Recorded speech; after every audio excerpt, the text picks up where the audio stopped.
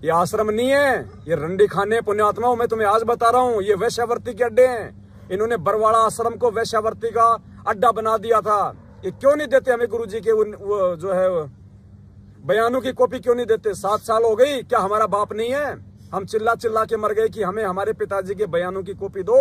उन्होंने किसके खिलाफ बयान दिए, क्यों नहीं देते? क्योंकि गुरुजी ने इस मैनेजमेंट के खिलाफ ही बयान दे रखे हैं। स्पष्ट कह रखा गुरुजी ने कि आश्रम में कुक्रम होते थे, लेकिन मैंने नहीं किए, इन सेवादारों ने और समिति वालों ने किए। तो मैं अखबार की कटिंग भी भेजी जा चुकी है।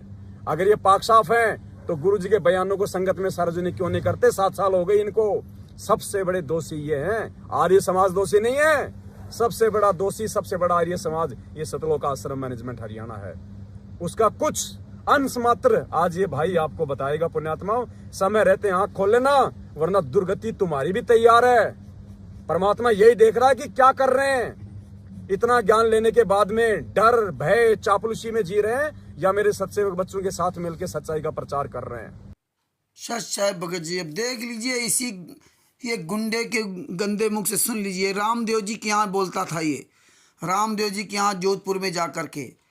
आज किशनगढ़ के रामदेव जी, आज वो किशनगढ़ के रामदेव जी जो है सतलोक आश्रम सोजत में जूते की सेवा कर रहे हैं।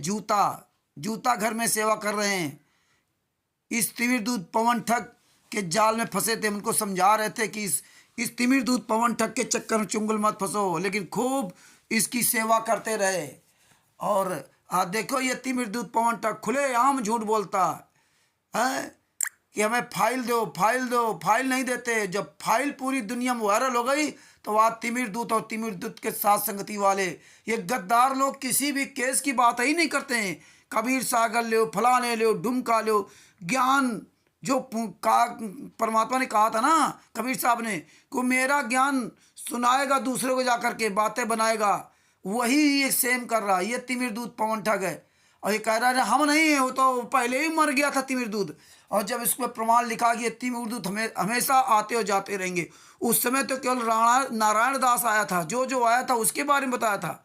और फिर आएगा और तुम्हारी पुस्तकों से ज्ञान चुरा करके बताएगा। तो धनी धर्मदास ने उस समय तो पुस्तक भी नहीं लिखी थी, ये तो पुस्तक बाद में लिखी है ना, जब कबीर साहब और उनके नाम से पुस्तक लिखी गई सब। तो ये इस तरह से ये सबको भ्रमित करता था। और ये तिमिर दूत ने अधूरी अपनी बात बताई थी। तिमिर दूत पवन ठग तो मैंने की तरह जानता था कि संगत कहाँ निकाल के देखेगी, किसके पास इतना समय है, आधी बात बताई। इसीलिए इसी के द्वारा बताया हुआ सबूत आज तक आपसे सब भेज रहा हूँ। और इस पर जूता चलाओ इस कमीने तिमिर दूत पवन ठग।